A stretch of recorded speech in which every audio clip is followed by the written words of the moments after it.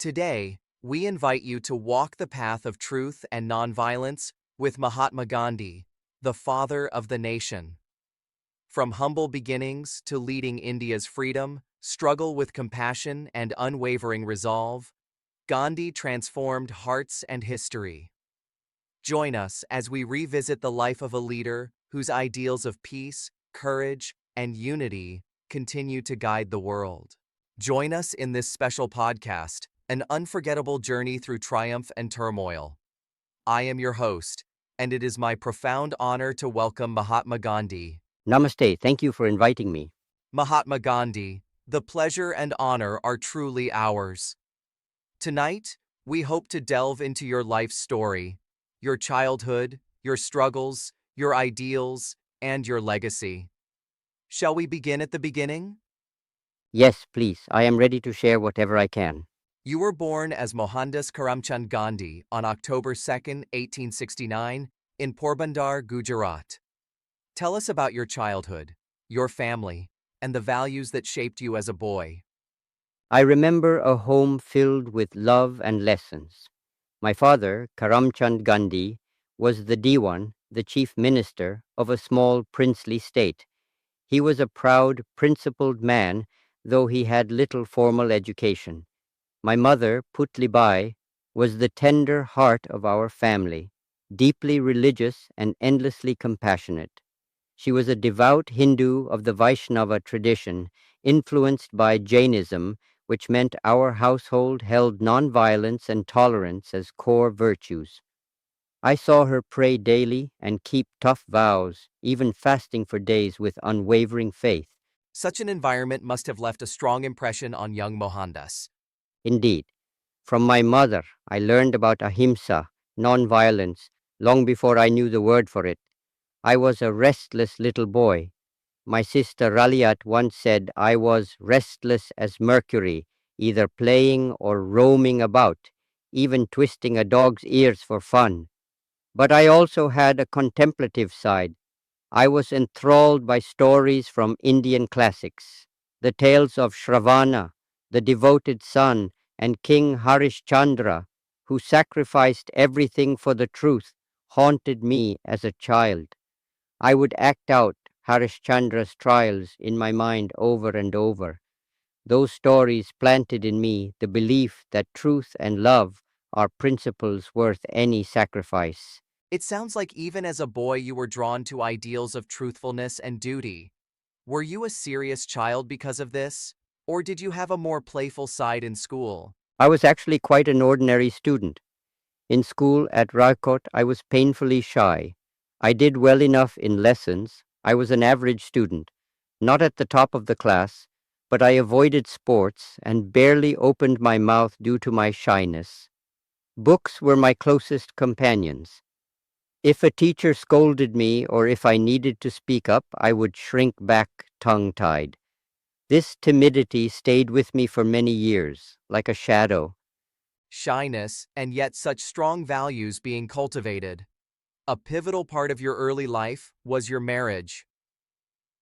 In May 1883, at the tender age of 13, you were married to 14-year-old Kasturba Kapadia in an arranged marriage. That's astounding by today's standards. How did that affect you? A schoolboy suddenly a husband? It was the custom then, and yes, we were just children. I remember our wedding mainly as an excuse to wear new clothes, eat sweets, and play with cousins, not as a profound union. We didn't understand marriage. For me, Kasturba, I called her Ba, was my friend from childhood who suddenly became my wife. In truth, I was an overzealous young husband. I was possessive of her and at times unfair. I wanted her attention and even felt jealous if she spent time with friends or went to the temple without me. These are things I later looked back on with regret. You were very open in admitting your youthful flaws later in life, even your lustful feelings as a teen husband, as you wrote candidly. It's quite humanizing to hear that the Mahatma himself had to overcome ordinary youthful impulses. I believe in truth, even the uncomfortable truths about oneself. Yes, I was a jealous young man at first, But Ba taught me patience and unconditional love over time. She was forgiving. There was also a tragic lesson during my teens. In 1885, my father fell gravely ill. I was very attached to Bapuji, father.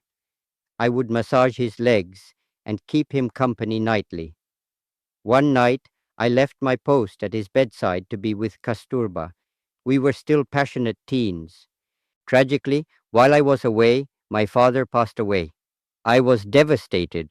I felt that my desire, my animal passion, had betrayed me, and I failed in my duty at the final moment. I carried that guilt for a long time. Perhaps that night planted a seed in me about self-discipline and brahmacharya, chastity, though I fully embraced celibacy much later. I'm so sorry. What a heartrending experience for a 16-year-old boy. Losing your father that way, and then shortly after, I believe you and Kasturba also lost your first child in infancy. You faced adult sorrows while barely an adult yourself.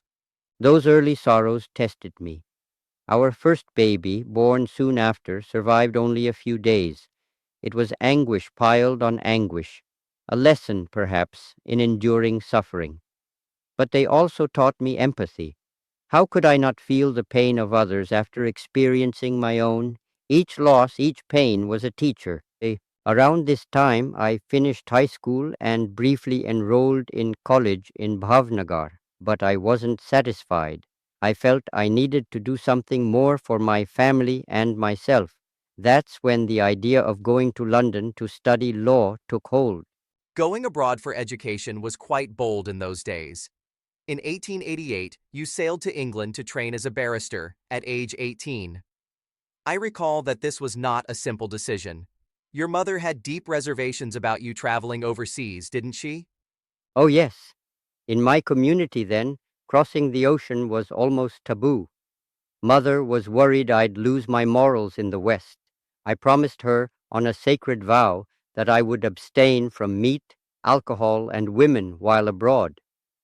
Only with that vow and my dear mother's blessings did she let me go. I was actually the first from our Mod Bania caste to go to England for studies, and the community elders in Bombay were so upset that they excommunicated me. They thought England would corrupt me. Excommunicated for going to study in England? That's incredible. And yet you went, determined. Determination or youthful stubbornness, perhaps both. I sailed off on September 4th, 1888, leaving Bombay for London. Once there, I found a whole new world. Imagine, a shy teen from a small town suddenly in the heart of the British Empire. I was intimidated at first. I even tried to become an English gentleman. I took dancing lessons, bought a silk top hat, but I never quite fit that mold. More importantly, I kept my promise to my mother. Finding vegetarian food was a challenge initially. I spent many nights hungry until I discovered vegetarian restaurants in London. This struggle, however, led me to the London Vegetarian Society. I read works by people like Henry Salt, which not only reinforced my dietary vow, but also opened my mind to new ethics. So your time in London wasn't just law studies, it was also shaping your principles. You kept your vows and also started shedding some of that shyness, I believe. Correct. Law school itself required me to come out of my shell. I joined a public speaking club to tackle my stage fright. It was terrifying at first, but by practicing speaking, I gradually learned to express myself without panic. This was crucial for my later life. Without conquering that fear, I could never have led people. I should also mention London exposed me to different religions and philosophies. I read the Bhagavad Gita, ironically, in English for the first time, and it moved me deeply. I also studied a bit of the Bible and even the Quran, and found wisdom in all. The Sermon on the Mount, for instance, resonated with my heart, and I discovered the writings of Leo Tolstoy, the great Russian writer, whose ideas on Christian love and nonviolence struck a chord. These influences later converged with my Indian heritage to shape my philosophy, but I digress. After 3 years, I passed the bar exams. In June 1891, at 22, I was called to the bar in London. I was officially a lawyer, but when I sailed back to India with my degree, fate dealt another blow. I learned only upon returning that my dear mother had died while I was away. My family hadn't told me, fearing it would distract me from my studies. I arrived home, a newly minted barrister, only to be greeted by the news that the guiding light of my life, my mother, was gone. Oh my. Arriving home triumphant, only to face that heartbreak. I can't imagine the mix of pride and grief you felt at that moment. It was one of life's tests. I had to gather myself quickly. I had a family to support now. I attempted to practice law in Bombay, but I must confess, I was a dreadful lawyer at first. In court, I was too shy to cross-examine witnesses aggressively. The result, my Bombay practice failed rather embarrassingly. I then tried drafting petitions in my hometown Rajkot to earn a modest living, but even that was cut short after I offended a British officer. It seemed I just couldn't find my footing as a lawyer in India. And that's when an unexpected opportunity came knocking, didn't it? In 1893, you accepted a case in South Africa, a decision that would change the course of your life. Exactly. Sometimes failure opens the door to our true path. A Muslim merchant named Dada Abdullah from Kathiawar offered me a 1-year contract in South Africa to assist with a legal dispute. I was to help his cousin in Natal.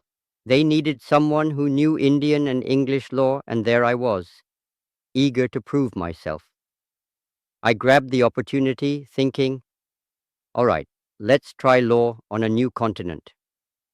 Little did I know what awaited me in South Africa would awaken another side of me entirely. South Africa proved to be the crucible where Mohandas Gandhi transformed into the Mahatma. Can you take us to that moment when you first truly confronted injustice there? I am thinking of the incident on the train at Pietermaritzburg in 1893, which has become almost legend. That train journey still lives vivid in my memory. I had been in South Africa only a few days. On a chilly evening, I boarded a first-class compartment. I had a valid first-class ticket, but to the white railway officials, my brown skin mattered more than my ticket.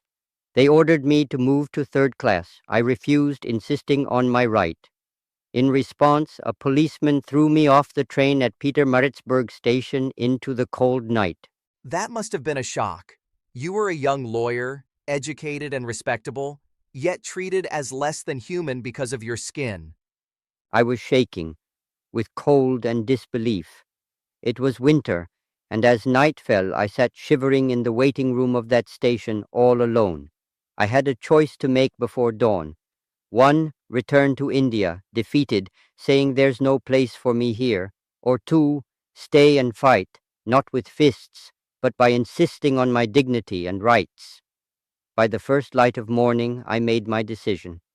I would stay and oppose such injustice, not just for myself, but for all fellow Indians suffering under racial bias. That night was a turning point.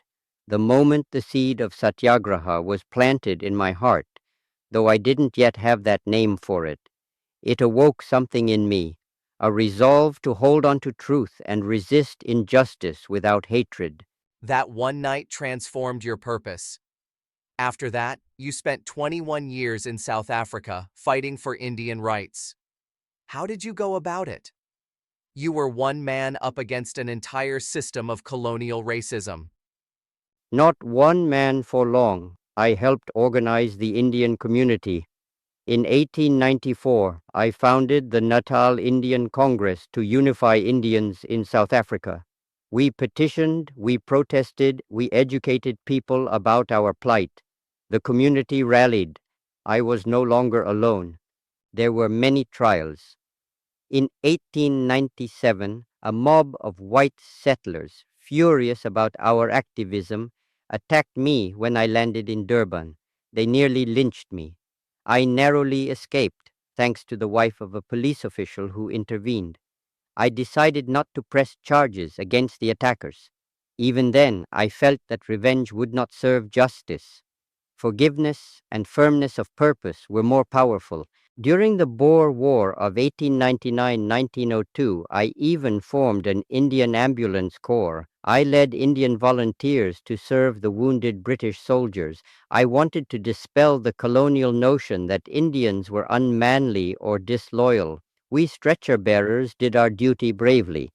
I was even awarded medals by the British for that service.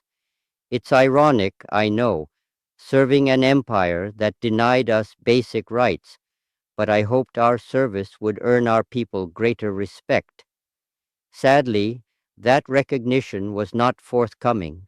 It is ironic, but it shows you believed in appealing to your oppressor's conscience. Was it during these struggles that you conceived the philosophy of satyagraha? Yes, the word satyagraha came a bit later, around 1906, but the concept was brewing. Satyagraha means holding on to truth or truth force.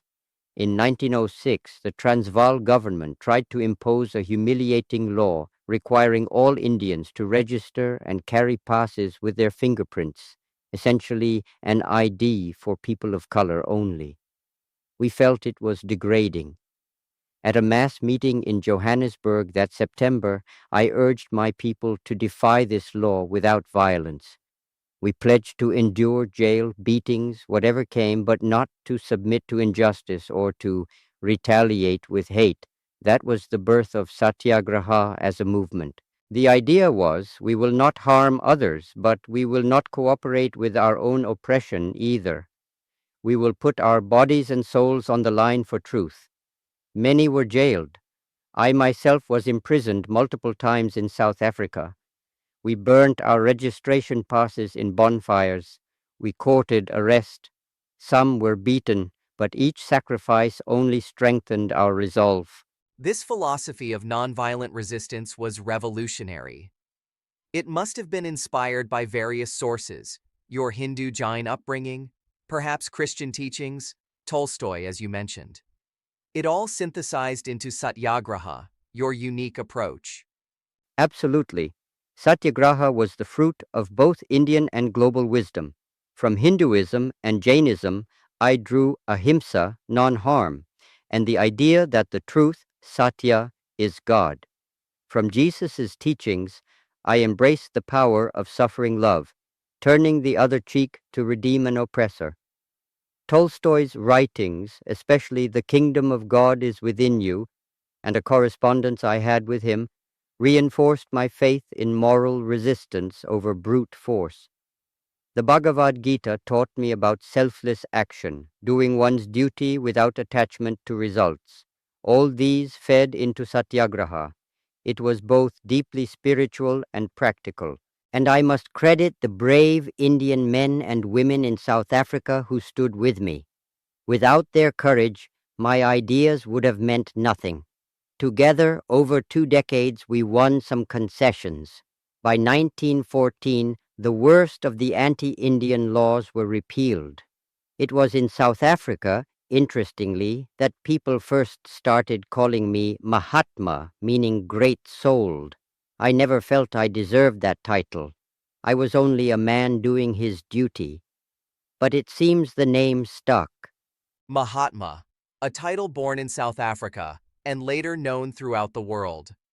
By the time you returned to India in 1915, you were already celebrated for your victories in South Africa and the nonviolent methods you championed. Did you know then that you would devote the next chapter of your life to freeing India from British rule? When I came back home in 1915, I was 45.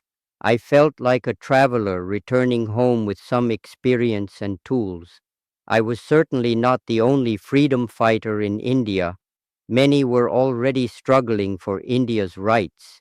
Initially, I spent time traveling around India, understanding the land of my birth again, on the advice of my mentor, Gopal Krishna Gokhale. I wore the humble clothes of an Indian peasant and visited villages. I wanted to connect with the masses. But soon, yes, I was drawn into our independence movement.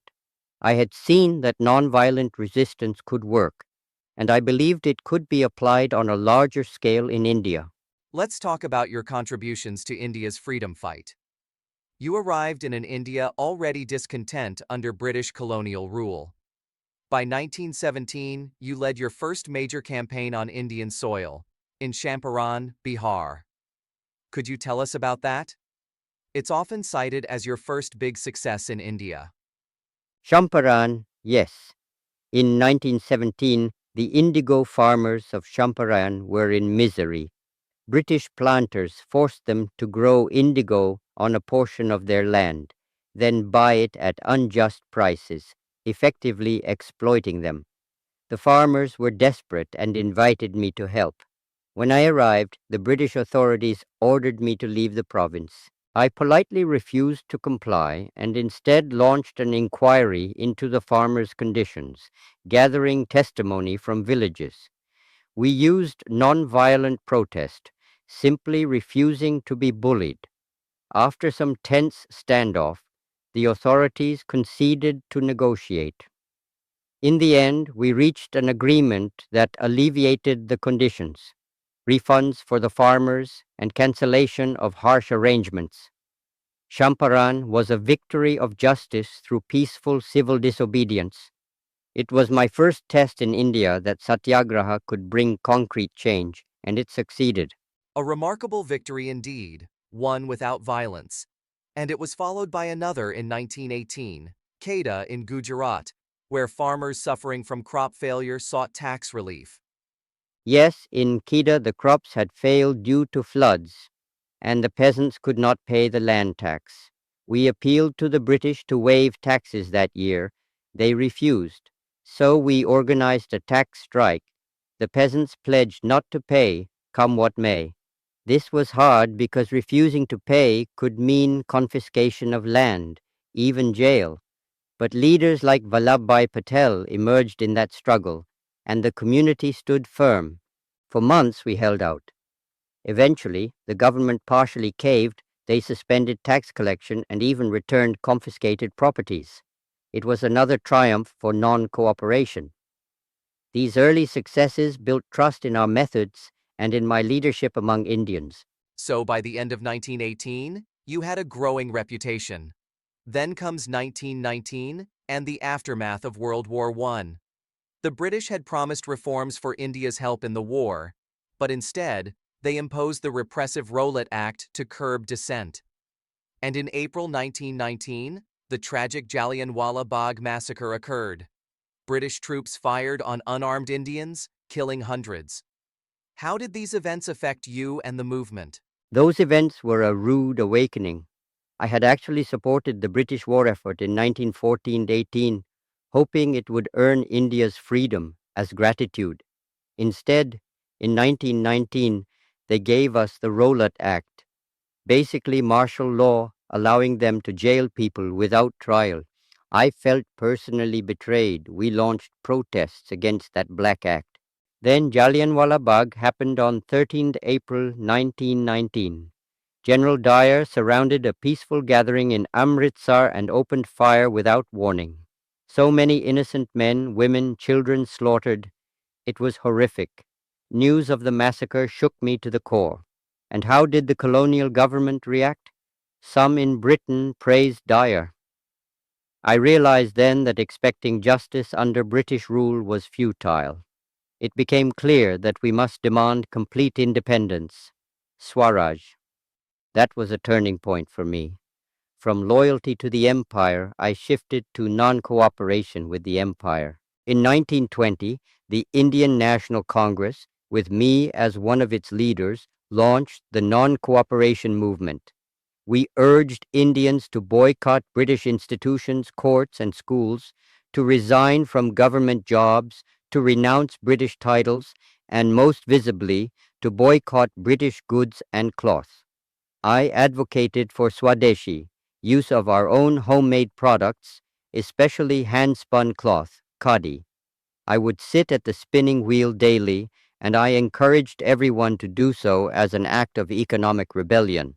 The sight of us burning foreign cloth and weaving our own became a powerful symbol. One can almost see you at the spinning wheel, leading by example. The non-cooperation movement really galvanized the nation. People from all walks joined in, and the British were shaken. But it wasn't without its challenges, correct? I recall it ended somewhat abruptly in 1922 after an unfortunate incident. Yes, by early 1922 the movement had grown massive. The British were struggling to maintain control. Then, in February 1922, violence erupted in a place called Chowri Chowra. A group of protesters clashed with police and, tragically, set a police station on fire, killing policemen. When I heard that our people had resorted to such violence, I was distraught. I halted the non-cooperation movement immediately. To me, even one act of brutal revenge was a sign that we were not ready, that we had to discipline ourselves in nonviolence better. Not long after, the British arrested me for sedition. In March 1922, I was tried and sentenced to 6 years in prison.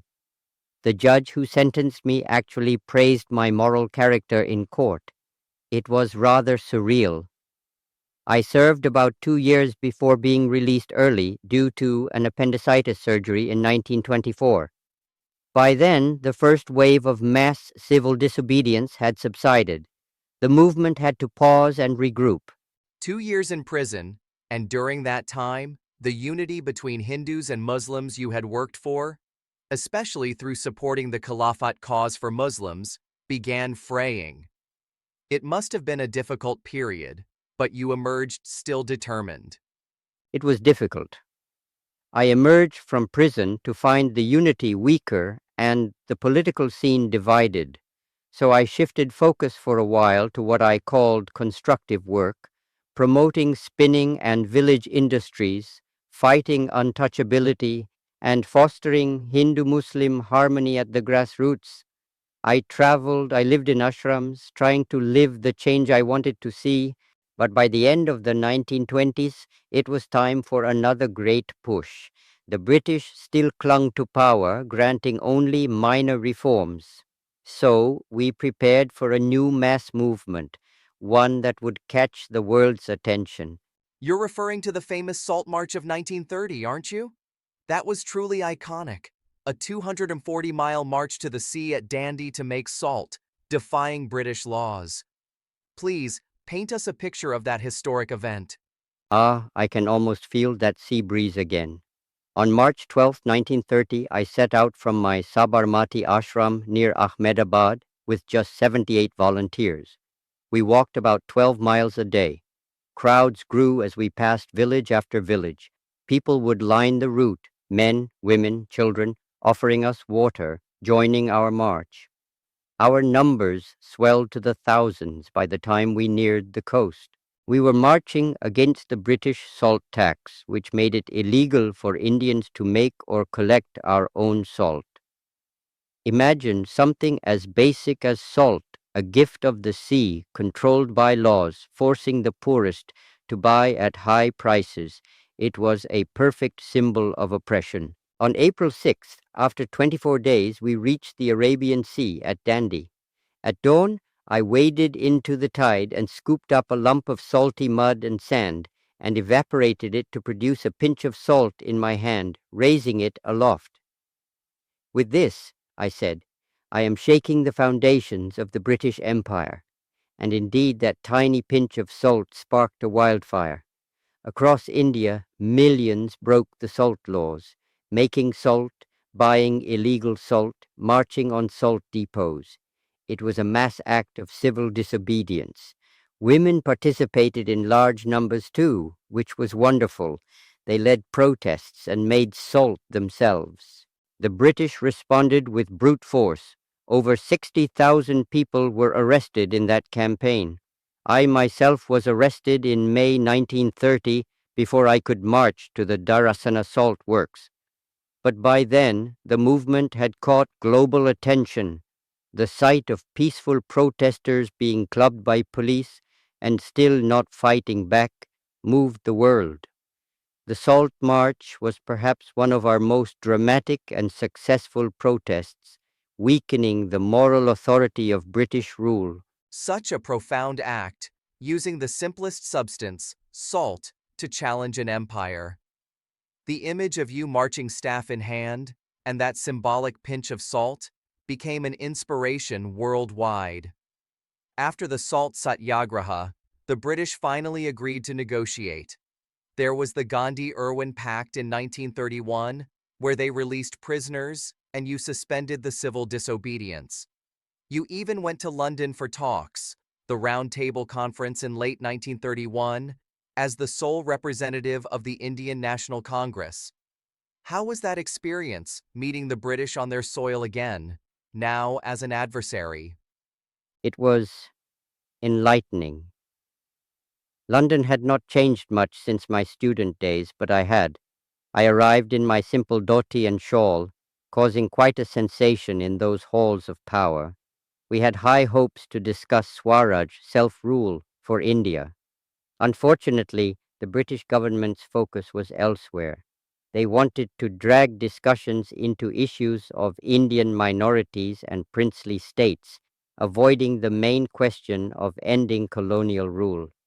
The conference was largely a disappointment. One humorous thing I recall, British figures like Winston Churchill were very unhappy seeing me treated as an equal. Churchill sneered that it was alarming and nauseating to see Mr. Gandhi, a seditious Middle Temple lawyer, now posing as a half-naked fakir, to parley on equal terms with the representative of the King Emperor. He called me a half-naked fakir, basically a beggar, because I wore our traditional dress. That kind of scorn only showed their blindness. I took it in stride. Such insults didn't deter me. In fact, I quipped later that I wore enough clothes to suit the climate and the modesty of my people, but I'm sorry if it wasn't enough for Mr. Churchill's delicate sensibilities. Churchill's barbs have indeed gone down in history. Yet, beyond the humor, it showed how some in Britain could not fathom losing their jewel in the crown. After returning from London empty-handed, the struggle continued. In 1932, another challenge arose. The British announced the Communal Award, giving separate political electorates to Dalits, then called depressed classes, which you felt would divide Hindus.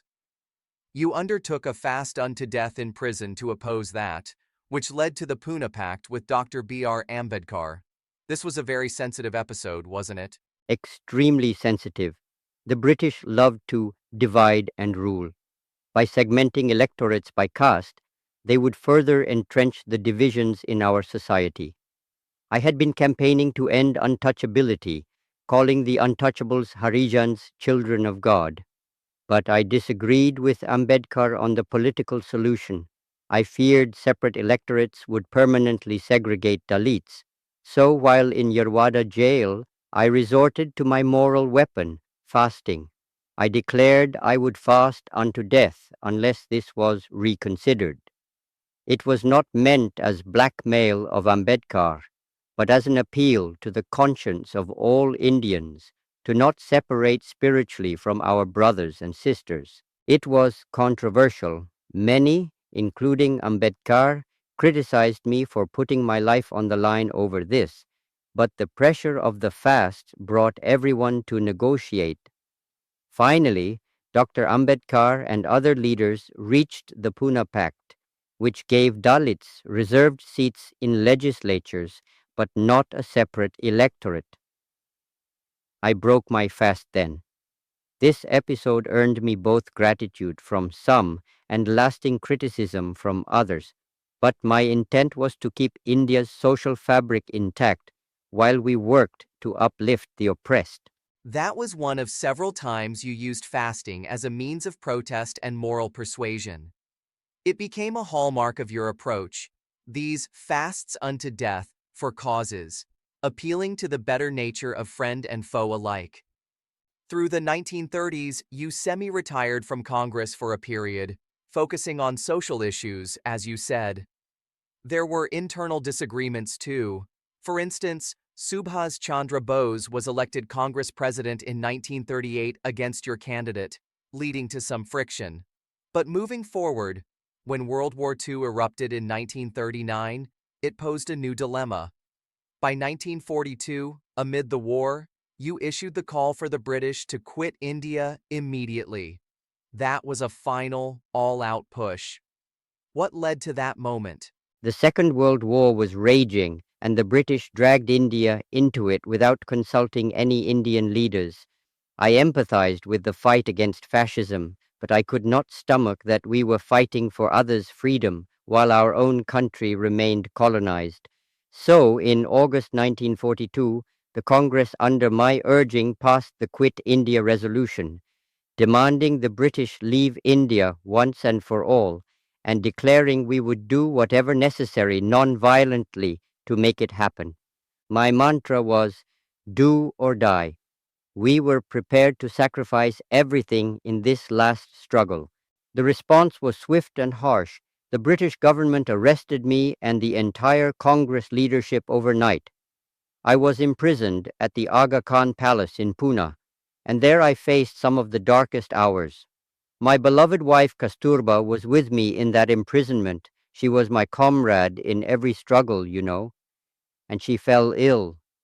In February 1944, my dear Ba died in my arms inside that prison after 62 years of marriage. I was not even free to give her a proper funeral outside those walls.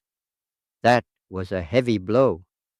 2 months later, I myself nearly died of malaria and was released because the British feared I might not survive to the end of my sentence. They didn't want me dying in custody, stirring more rebellion. Outside, while we were in prison, the Quit India movement had provoked massive uprisings, and unfortunately some violence. The British crushed it with brutality. Over 1,000 killed, thousands more imprisoned. But the fire was lit. By the time the war ended in 1945, Britain was exhausted, and our people's demand for freedom was irreversible. I'm so sorry about Kasturba. She was a pillar of strength by your side all those years. We must remember her sacrifice too. Finally, the war ended, and the British government signaled it would leave India. But then came the painful question of partition. Despite your lifelong efforts for Hindu-Muslim unity, the Muslim League under Jinnah pressed for a separate nation, Pakistan. In August 1947, India won independence but was divided into India and Pakistan. How did you cope with that, after fighting so long for a united India? Partition was like a dagger through my heart. I opposed it until the end. I believed Hindus and Muslims and all communities could live together in one nation, as we had for centuries. But political realities and mistrust had grown too strong. The leaders, Nehru, Patel, Jinnah, and the British, decided on partition as the solution. I was not in power, I was just the moral voice, and I failed to prevent it. August 15th, 1947, Indian Independence Day, should have been my proudest day, but I did not celebrate. Instead, I spent that day in Calcutta fasting and praying for an end to Hindu-Muslim bloodshed. You see, as independence neared, terrible communal violence broke out. In Punjab, in Bengal, everywhere people were uprooted across the new borders. It was as if the collective sanity had snapped. Hindus, Muslims, Sikhs who had lived as neighbors began slaughtering each other. Trains arrived full of corpses. Entire villages were torched. The joy of freedom was eclipsed by the grief of massacre and mass migration. I threw myself into the midst of this violence. An old man of 78 walking through riot-torn villages in Bengal and later in Delhi, pleading with people to stop the killing. I fasted multiple times to the brink of death to restore peace. In September 1947 in Calcutta, I fasted and miraculously the warring communities laid down arms. They felt shamed by a frail old man starving himself for their sins. In January 1948 in Delhi, I undertook another fast which forced leaders and citizens to halt violence and even compelled the new Indian government to assure Pakistan its due financial assets which had been withheld. Those fasts worked, temporarily, People did stop violence out of love or regret, I know not which. But the toll of partition was immense. Over 1 million died, and 10 to 15 million were displaced. It is a grief I carry even in spirit. Perhaps I was too idealistic, or perhaps it was just the darkest hour before a dawn we have yet to fully see. One can feel the weight of that tragedy in your words. You gave your last full measure to healing the wounds of partition, and it was in this very pursuit of peace that your life was cut short. On January 30th, 1948, while you were on your way to a prayer meeting in Delhi, you were assassinated by a Hindu extremist, Nathuram Godse. He shot you point blank because he blamed you for being too conciliatory to Muslims in Pakistan. It was one of history's great ironies and sorrows that the apostle of nonviolence met a violent end. I remember that evening. I was weak from recent fasting, leaning on two of my grandnieces for support as I walked to the prayer ground. Suddenly, a young man bowed before me. I thought he was coming for my blessing, but then he stepped back and fired 3 shots into my chest. In that split second, I realized what was happening. My last conscious words were an invocation of God. He Ram, O God, as I collapsed. Whether I actually uttered them aloud or only in my heart, only God knows. I felt no hatred toward Godse as life flowed out of me. I only wish he and those who aided him could have understood that my love for Muslims did not mean hatred for Hindus. I loved all my countrymen, but in their anger they saw me as a traitor to their narrow idea of India. Violence took my mortal life, yes, yet I do not consider my death a defeat. If anything, the bullets that struck me also stirred the conscience of many, even Godse, in his heart of hearts. I wonder if he felt remorse at silencing an unarmed old man with prayer on his lips. I pray that he found peace somehow. Your capacity for forgiveness is beyond extraordinary. When the news of your assassination spread, India and the world were plunged into profound grief. Prime Minister Nehru broke down on radio saying, "The light has gone out of our lives, mourning the loss of the father of the nation." Indeed, millions felt they had lost a guiding light that day. But Mahatmaji, though you left us that day, your message and legacy live on. I'd like to talk about that enduring legacy now, and also address some criticisms and reflections on your life. Your life's work fundamentally changed the course of history. Under your leadership, India achieved independence from British rule in 1947. That is a monumental achievement. But beyond political freedom, you also worked to uplift society, fighting against untouchability, empowering villages, and advocating for women's rights. And you influenced freedom movements far beyond India's shores. Figures like Martin Luther King Jr. in America, Nelson Mandela in South Africa, and many others explicitly drew inspiration from your philosophy of nonviolent resistance. Looking back, what do you consider your greatest achievements or contributions? And how do you see the legacy you left for India and the world? I hesitate to claim personal achievement. Whatever was accomplished was by the masses of India, by truth and God's will. But if I must reflect, politically, yes, helping free India from colonial rule without a bloody revolution is something I'm thankful for.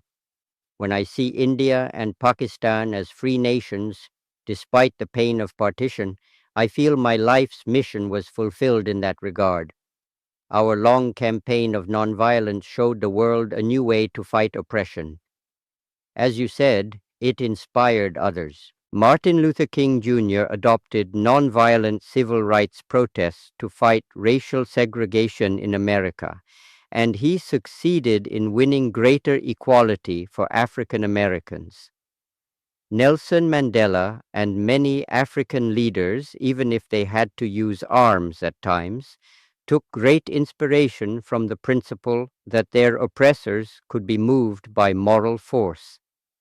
The fact that people use the term Gandhian to describe peaceful protest is not about me personally, but about the power of satyagraha. If I helped prove that power, then I am happy. Socially, I consider the awakening of conscience against untouchability in India an important contribution. I was pained I couldn't eradicate the caste bias entirely, but terms like Harijan and movements to give Dalits equal rights did make some headway because of our efforts. Economically, the idea of self-reliance and simple living, symbolized by the spinning wheel, was something I tried to impart. I think it remains relevant as a counter to the excesses of modern industrialization. But above all, I would say my greatest message was the example, flawed as it was, of living by one's principles. I often said, my life is my message. If there's anything to learn from my life, it's perhaps that unyielding faith in truth and love can triumph over brute force, and that ordinary people can unite to overthrow injustice. And on a personal note, I think maintaining absolute nonviolence in thought, word, and deed as much as humanly possible, even when provoked or harmed, is an achievement of spirit I encourage others to try. It's not easy. I failed many times internally, but it's a worthy ideal. Truly, your life has become a testament that one man's moral courage can galvanize millions and bring down empires. Because of you, tactics like marches, boycotts, and fasts became part of the global playbook for civil resistance. As you pointed out, Dr. King's movement in the US, the anti-apartheid struggle, even the solidarity movement in Poland and others, all echo Gandhian methods. And within India, you're right. The movement to abolish untouchability and improve rural self-sufficiency bore fruit in the work of later reformers like Vinoba Bhave. Today, your birthday, October 2nd, is celebrated as the International Day of Nonviolence worldwide. In India, you are revered as Bapu, the father of the nation. Statues of you stand in city squares across the globe, and your name is synonymous with peace. That is an extraordinary legacy. However, no great life is without controversies or critics, and in the spirit of truth, we should address those as well. Mahatma Gandhi, while millions adore you, some have criticized certain aspects of your beliefs and actions.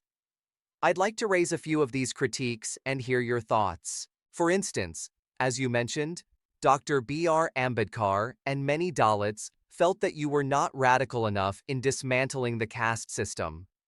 They appreciated that you opposed untouchability, but they suspected you wanted to retain elements of the Varna system and saw your fast against separate electorates as harmful to their political rights.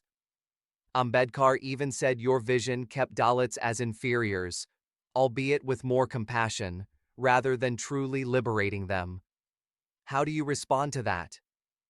I understand why some Dalit leaders feel that way. From their perspective, I probably did not go far enough. I did believe in the ideal of Varna, the four broad occupational categories, but without any notion of high or low. I naively thought we could reform Hindu society to remove untouchability yet keep a harmonious social order. In retrospect, I realized that for those who had been oppressed for centuries, nothing short of complete annihilation of caste hierarchy would suffice. Perhaps I was too gradualist. However, I must clarify, I never saw Dalits as inferior. I called them Harijans, children of God, out of genuine love, though I later learned some found that term patronizing.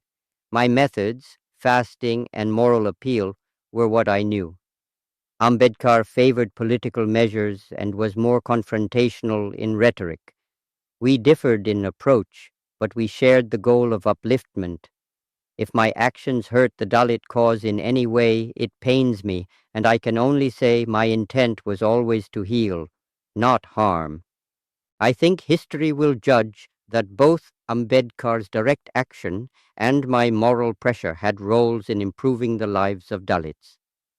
Yet I humbly accept that in the fight against caste discrimination, I might have done better by listening more to Dalit voices themselves.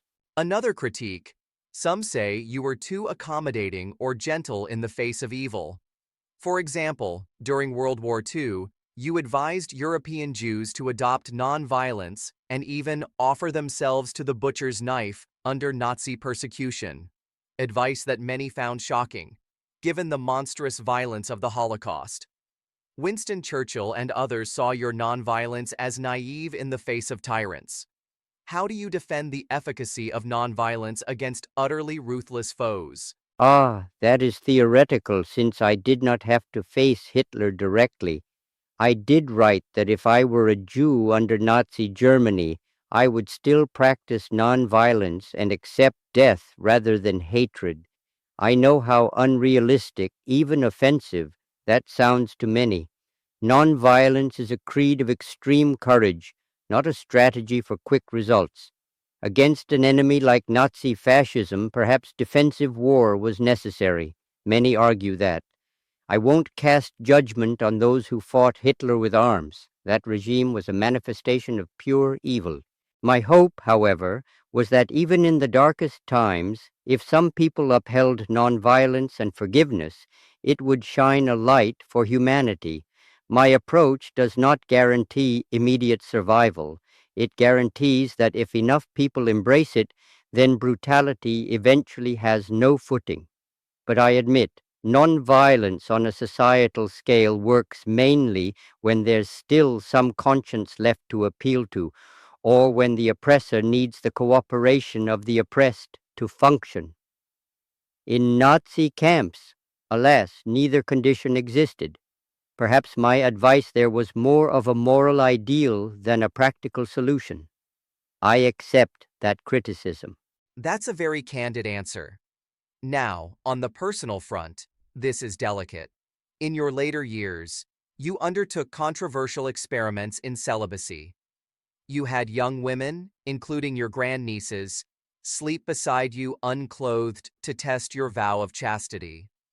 This has understandably raised eyebrows then and now.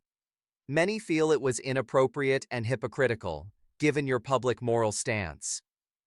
How do you explain that chapter of your life? I expected this would come up, and I do not shy away from it. Those experiments, as I called them, were an error of judgment on my part. I see that now. Let me try to explain, not to justify, but to provide context. Since 1906, I had taken a vow of brahmacharya, complete celibacy in thought and action. By the 1940s, I felt that, despite decades of celibacy, I had not achieved perfect control over lustful thoughts. In the turmoil of partition violence, I had this almost superstitious belief that if I could purify myself completely, it might quell the violence around me. I connected the inner and outer ahimsa, so I foolishly tested myself by sleeping beside young women without touching them to see if I had truly conquered desire. I always ensured there was no physical misconduct, and the women volunteered, sometimes even insisted to help me in this strange quest, out of their devotion. However, I realize now, and even then I had doubts, that this was hurtful and inappropriate. It put those women in an uncomfortable situation, and if nothing else, it was unbecoming and scandalous for a public figure and spiritual leader to behave so. My own trusted followers like Miraben and others were disturbed by it. The historian in your time and people like Sri Ramachandra Guha have rightly called it inexplicable and indefensible. If I were to do it over, I would not conduct such experiments. I would instead seek inner purity through more conventional means. I regret any distress or confusion caused by this to those young women and to my adherents. It was a lapse in judgment stemming from my zeal for self-discipline. Thank you for addressing that so openly. Acknowledging it as a lapse shows humility. Another point of criticism: Early in your life, particularly in South Africa, some have pointed out that you made remarks that disparaged Black Africans.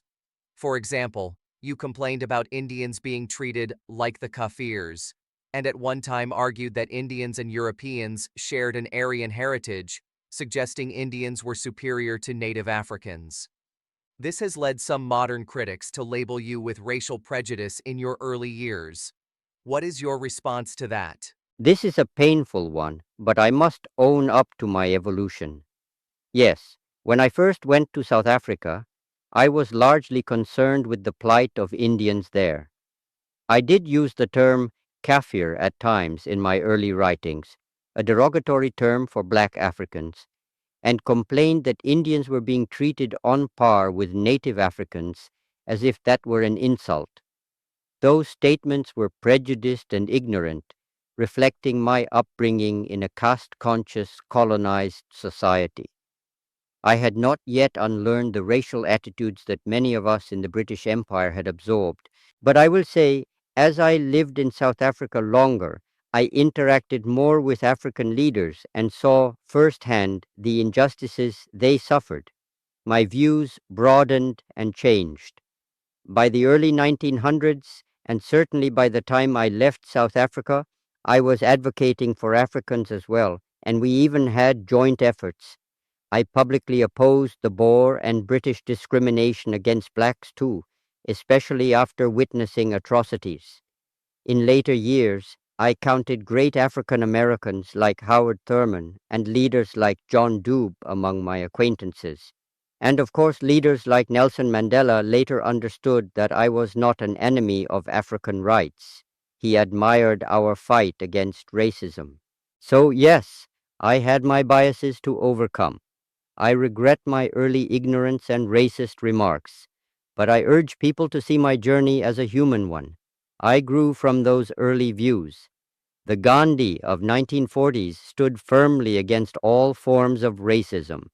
In fact, one of the last letters I wrote, just days before my death, was to the South African government pleading for better treatment of its Indian and native African populations. My life was one of continuous self-purification.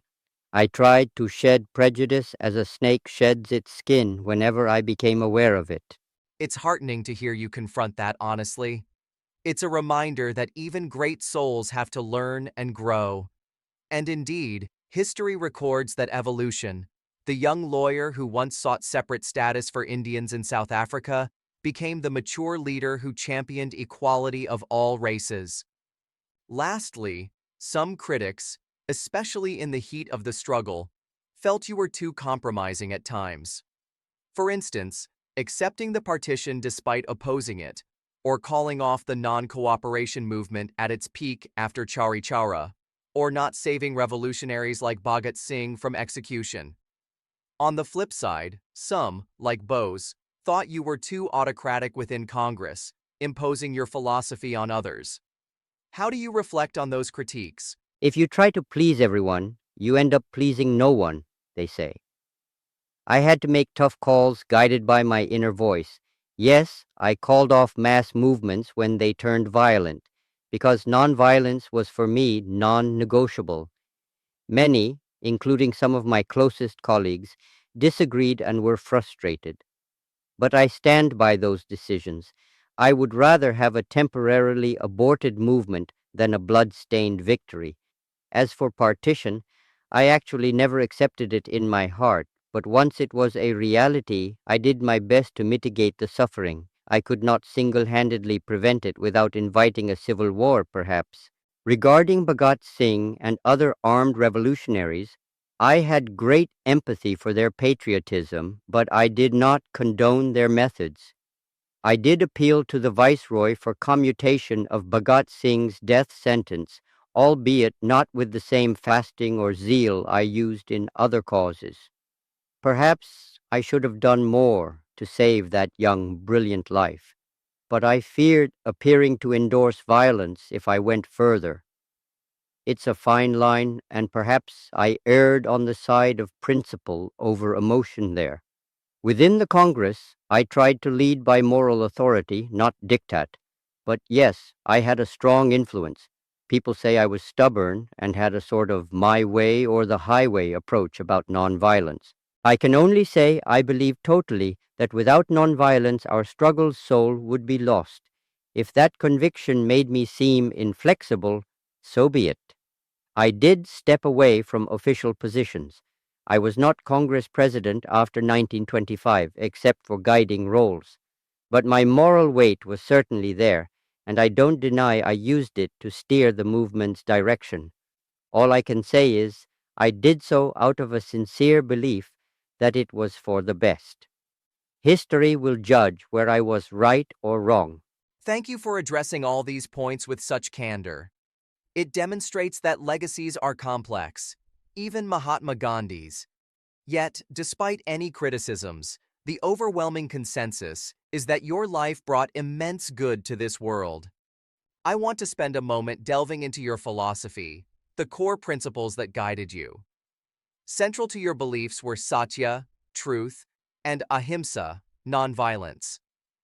Can you explain to us these principles and why you believe they held such power? Also, perhaps share how your spiritual outlook, drawing from Hinduism, Jainism, Christianity, etc., informed these ideas. My philosophy is not new. It's as old as the hills.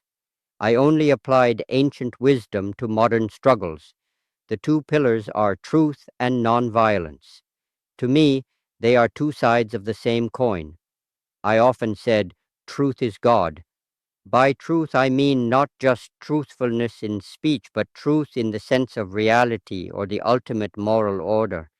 Living in harmony with that truth is righteousness.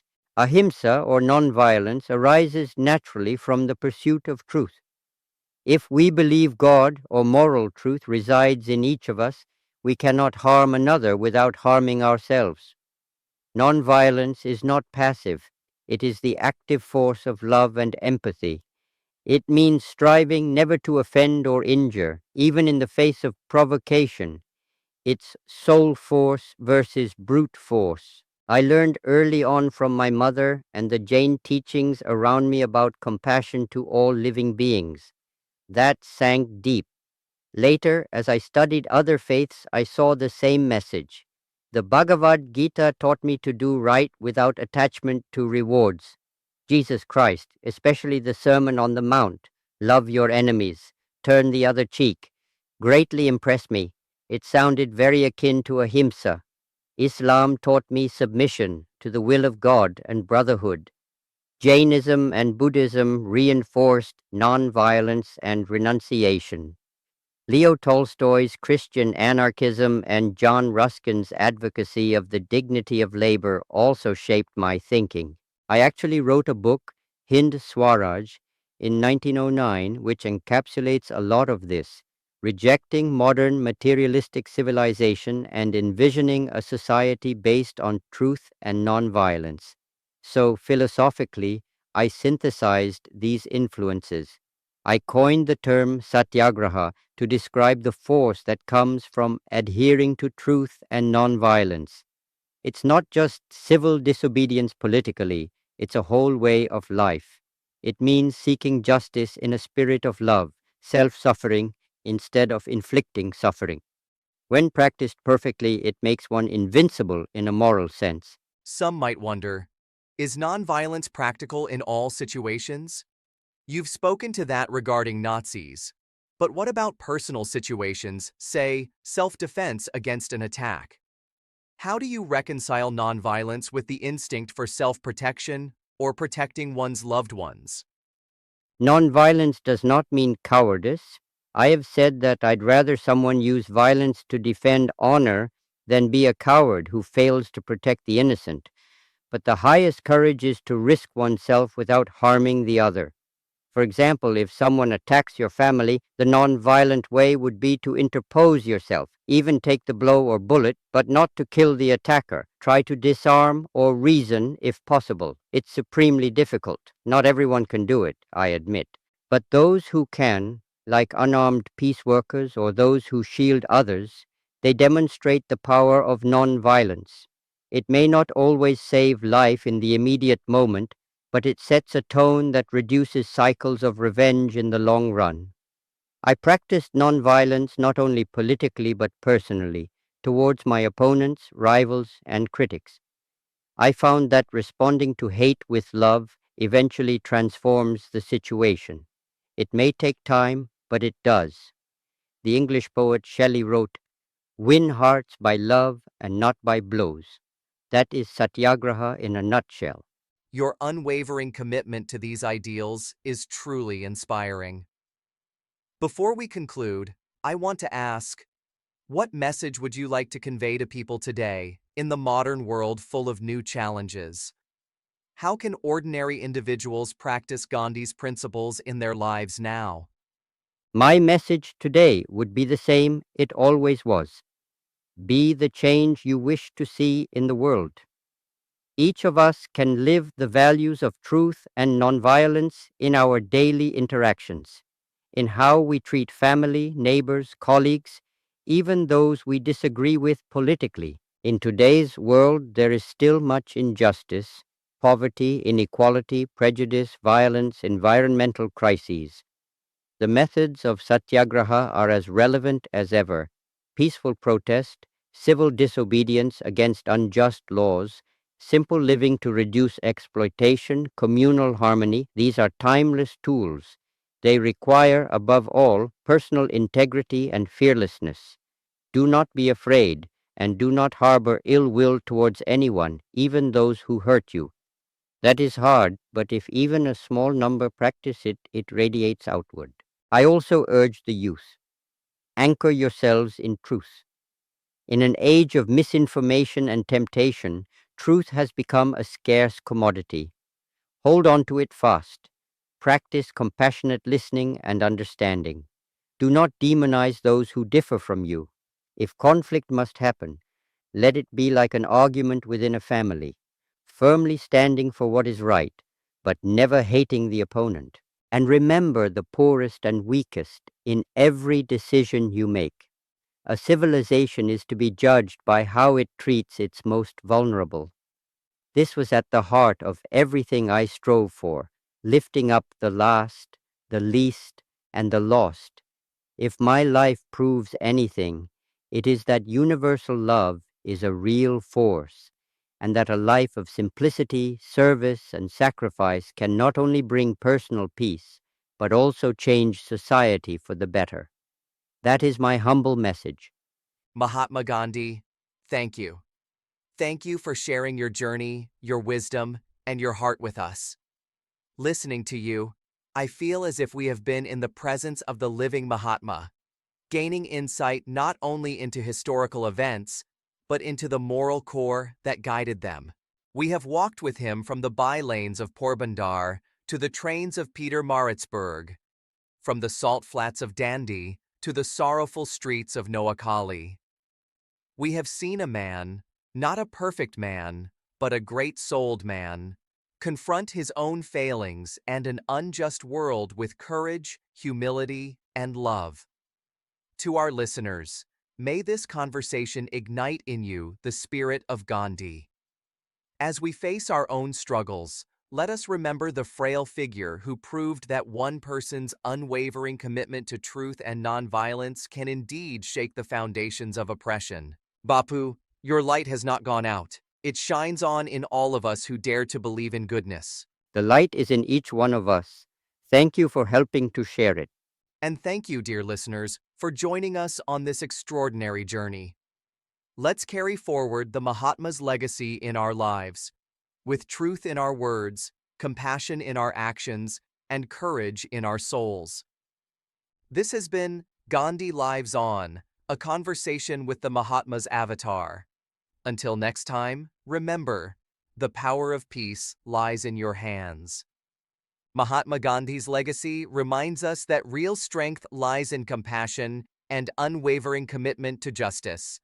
If his story inspires you, share this episode with friends and family. Let's keep his message of peace and harmony alive in every home and every heart. Jai Hind. Bharat Mata Ki Jai.